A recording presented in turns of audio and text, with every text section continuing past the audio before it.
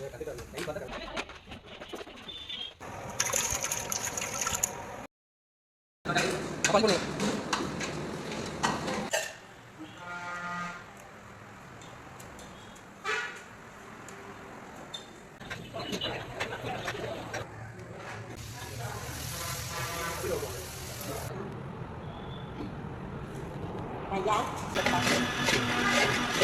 வணக்கம். ராஜபாளையத்தில் இருக்க திருமலை திருப்பதி தேவஸ்தான மண்டபத்துக்கு நாங்கள் ஒரு ஃபங்க்ஷனுக்கு ஸ்வீட் போட போயிருந்தோம்.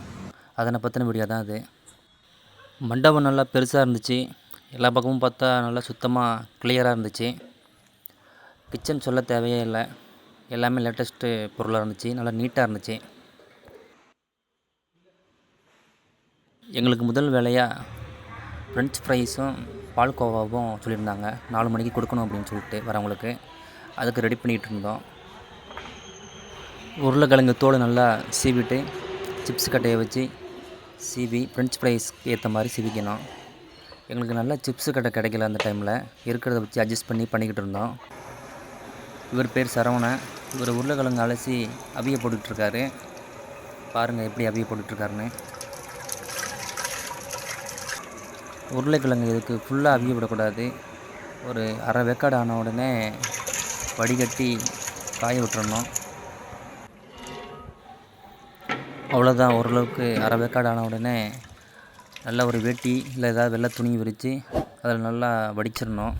வடித்து அப்படியே உணர விட்டுறணும். நல்லா தண்ணி உணர்ந்த உடனே அதை எண்ணெயில் பொரித்து எடுக்க வேண்டியதுதான். எண்ணெயில் பொரிக்கும் பொழுதும் ஒரு 3/4 வேக்காடு தான் எடுக்கணும். முழுசாக வேக்காடு விட்டுறக்கூடாது. உருளைக்கிழங்கு வேகும்போதே உப்பு கரைசல் கொஞ்சம் அதில் சேர்த்துக்கணும். ஒரு 3/4 வேக்காடு ஆன உடனே அதை அள்ளி போட்டுற வேண்டியது தான். அள்ளி போட்டு தேவையான மசாலா போட்டுக்கலாம் நம்ம டேஸ்ட்டுக்கு தகுந்த மாதிரி. ஒருத்தவங்க ஒரு டைப்பாக ஃப்ரெஞ்ச் ஃப்ரைஸ் செய்வாங்க. எங்களுக்கு இது போதும் அப்படின்னு சொல்லிட்டு இந்த ஃபங்க்ஷனுக்கு இப்படி தான் செஞ்சுருக்கோம் நாங்கள். இன்னும் வேறு மெத்தட்ஸ்லாம் இருக்குது ஃப்ரெஞ்ச் ஃப்ரைக்கு.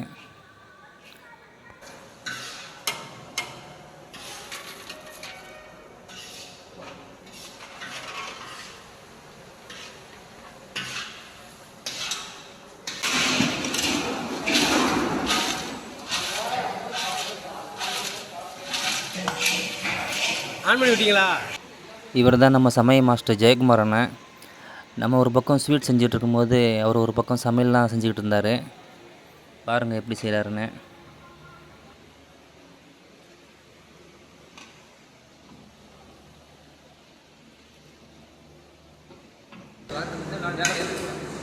அப்போ அள்ளி போடுங்க.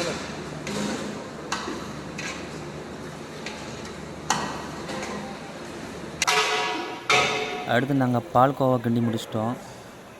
4 மணிக்கு வரவங்களுக்கு tea, French fries and palkova கொடுக்குறதுக்காக ரெடி பண்ணி வச்சுருந்தோம். அந்த பால்கோவா எப்படி ஊற்றுறாரு பாருங்கள்.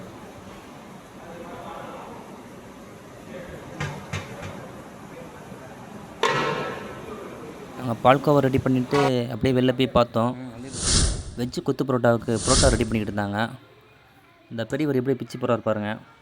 ஒரு 2 பேரும் புரோட்டா மாஸ்டர். ஒருத்தருக்கு சேத்தூர், ஒருத்தருக்கு முகவூர்.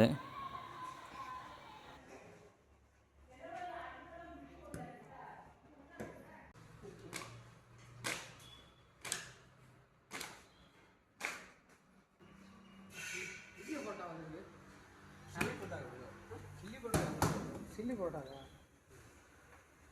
ஊற்றி போடுறேன் நான் பிச்சு போட்டுருக்காரு. இப்படி போட்டால் தான் அந்த போட்டா தான் நைஸ். ஏன்னா கடையில் கூட சின்ன ஓடியா வரும். இல்லைன்னா சைடு பூரா கயிறு வேறாக வரும். சென்ட்ரலில் நைஸ் ஆகி போச்சுன்னா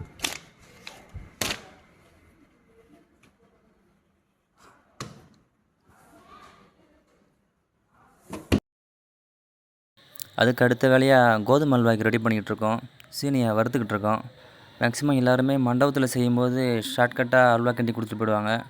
நாங்கள் ஆனால் கடையில் செய்கிறதோட பெஸ்ட்டாக செய்யணும்னு சொல்லிட்டு ரொம்ப மெனக்கெட்டு செய்வோம். நாங்கள் 2 பேரும் ஆளுக்கு ஒரு சட்டியில் அல்வா கிண்டிக்கிட்டு இருக்கோம். பேருக்கு சும்மா அல்வா வைக்கணும் அப்படின்னு நினச்சிருந்தா சும்மா சிம்பிளாக கிண்டி இறக்கிருக்கலாம். ஆனால் நாங்கள் எவ்வளோ பெஸ்ட்டாக கொடுக்க முடியுமோ அவ்வளோ பெஸ்ட்டாக கொடுக்கணும் அப்படின்னு சொல்லிட்டு கடையில் கிண்டுறதோட ரொம்ப நெய்யெலாம் அதிகமாக சேர்த்து ஏலக்காய், முந்திரி எல்லாமே நல்லா தேவையான அளவு சேர்த்துருந்தோம். நாங்கள் கடைங்களெல்லாம் அல்வா செய்யும்போது நாளே பால் எடுத்து வச்சுருவோம். ஸோ புளிச்சிடும். ஆனால் மண்டபத்தில் அப்பயே எடுத்து உடனேக்கு உடனே அடிக்கிறதுனால கொஞ்சம் எலுமிச்சம்பழம் கொஞ்சம் சேர்க்கணும்.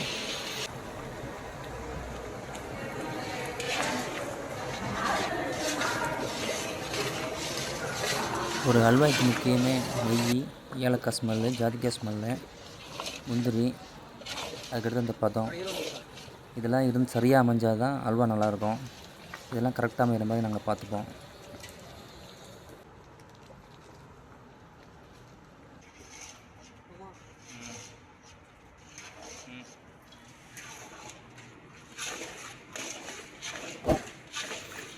அல்வா சட்டியில் ஒட்டாமல் ஓரளவுக்கு ஒன்று திரண்டு வந்துட்டுனாலே அல்வா ரெடி ஆகிட்டுன்னு அர்த்தம்.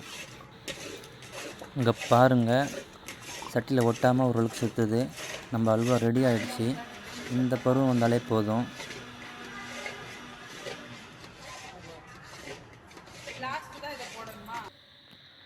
அவ்வளோதான், அல்வா ரெடி. இதோட தொடர்ச்சியை அடுத்த வீடியோவில் பார்ப்போம். இந்த மாதிரி உங்கள் வீட்டு ஃபங்க்ஷனுக்கும் ஸ்வீட் செய்ய ஸ்க்ரீனில் தெரிகிற நம்பருக்கு கான்டாக்ட் பண்ணுங்கள்.